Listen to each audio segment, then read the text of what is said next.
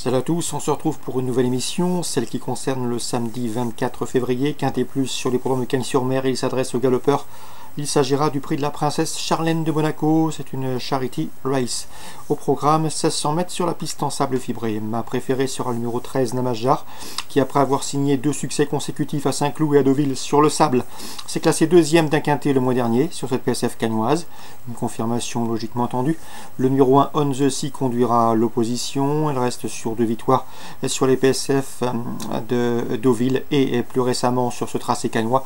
Retour dans les handicaps ambitieux pour le numéro 1, On The Sea. Le numéro 8, I Guest Rocker, a mieux fini que ne l'indique sa 8e place, enregistrée dans un handicap, le prix du bord de mer. C'était sur ce tracé dernièrement. Mieux vaut donc le reprendre. Le numéro 5, JD Princess, effectuera une course de rentrée. Elle n'a pas été revue depuis le mois de novembre et pourtant elle affiche 6 podiums, dont 2 victoires en 8 courses courues. Deuxième d'un quintet, c'était courant octobre sur la PSF de Chantilly.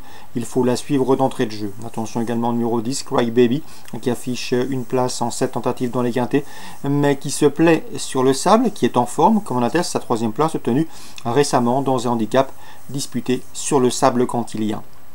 Le numéro 12, Moonaware, affiche 7 podiums, dont 2 victoires en seulement 8 courses courues, 3 sorties en 2018 sur le sable, 3e, 2e sur ce tracé, et puis une récente victoire, bref, autant de résultats qui lui vaudront ici des supporters. J'ai également retenu en bon rang le numéro 6, Maytime, qui est au départ de son premier handicap, mais sa 3e place sur ce tracé, c'était dernièrement, dans une épreuve où elle était dominée par On The Sea et Moonaware qu'elle retrouve ici, lui confère ici quelques espoirs de réussite, tout comme le numéro 15, Some Tate, qui n'a jamais terminé plus loin que 3e lors de ses 4 dernières sorties publiques.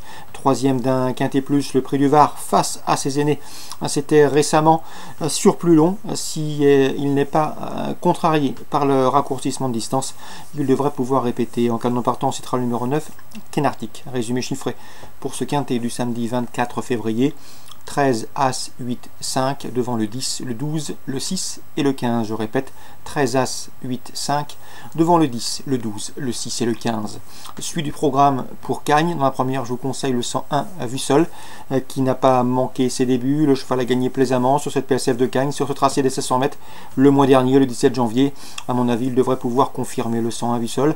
On lui posera surtout le 105 Toujours Ready, qui présente un profil similaire. Elle aussi a débuté victorieusement sur ce tracé le 17 janvier, préférence au mâle, le 101 et le 105.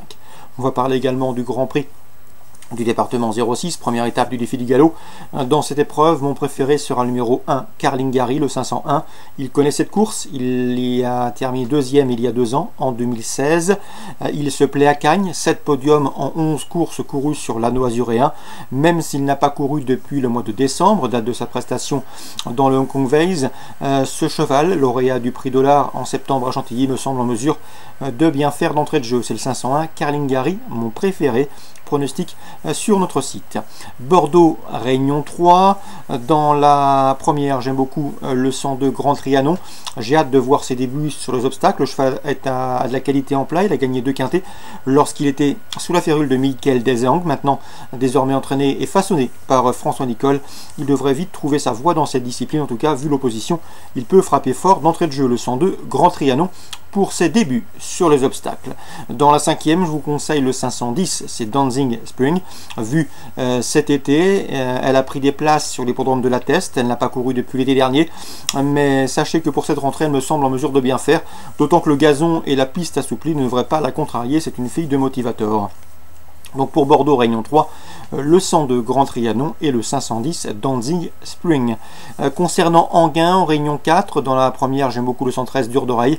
Le cheval a collectionné les succès depuis plusieurs semaines en Belgique, mais il a également bien gagné sur l'hippodrome de Rouen-Moucanchy en début de mois. Une victoire facile. À mon avis, il a encore de la marge et se protéger de Rick de Poit effectue le déplacement sur l'hippodrome d'Anguin avec de sérieuses prétentions. Le 113, Dur d'oreille. Dans la suivante, j'aime beaucoup le 202 El Niño au fort. À mon avis, ce cheval n'a pas les gains en rapport avec son potentiel. Il avait remporté ses 2 premières sorties publiques à Laval et à Saint-Malo. Et pour sa rentrée, dernièrement, à Vincennes, il a pris une 6e place. Il va courir en progrès, il sera déféré des postérieurs pour la première fois de sa carrière. Le lot semble largement dans ses cordes. J'en ferai donc mon favori, le 202, El Niño au fort. Concernant la course pour driver amateur, c'est la 7e. Je ferai confiance au protégé de Reynald Coppens. Le 705, c'est Vincenzo Ojnet, confirmé à ce niveau et déféré des 4 pieds pour cette course de rentrée. Mieux vaut donc le suivre d'entrée de jeu. Et le 713, c'est Baya Ibé devant, qui s'est montré rapidement fautive au départ dernièrement. Si elle s'élance sur la bonne jambe, elle a les moyens de faire l'arrivée à ce niveau. 705-713. Anguin, Réunion 4, résumé chiffré. Le 113 dur d'oreille en jeu simple. Le 202 El Niño au fort, même chose. Et pour la 7e, pour vos jeux combinés, le 5 et le 13. Petit mot également sur Toulouse, Réunion 5. J'ai pu m'entretenir avec l'entraîneur driver Michel Anquier. Dans la 3e, il présente le 314 Colombe-Vril. Il est confiant. D'après lui, il faut racheter sa jument car elle a la pointure d'une course comme celle-ci, malgré le rendement de distance. Il redoutait surtout le 315 Caméros du Goutier qui reste sur 2 encourageantes places de 2e, 314 et 315. Michel Anquier également confiant avec le 604 Écomélois. D'après lui, le cheval vaut un lot de ce genre et mériterait amplement de s'imposer, lui qui collectionne les bons résultats depuis plusieurs semaines. Le seul bémol avec lui, c'est qu'il faut impérativement lui masquer l'effort et dans l'idéal jusqu'à 200-300 mètres de l'arrivée. Si tel est le cas, s'il se fait ramener sans faire trop d'efforts et s'il prend un départ correct, ce qui n'est pas toujours le cas, eh bien ce 604 Écomélois à la pointure d'une course comme celle-ci. Donc confiance à Michel Anquier, Toulouse Réunion 5 avec le 314 et le 604. Bon jeu à tous, rendez-vous demain pour une nouvelle émission.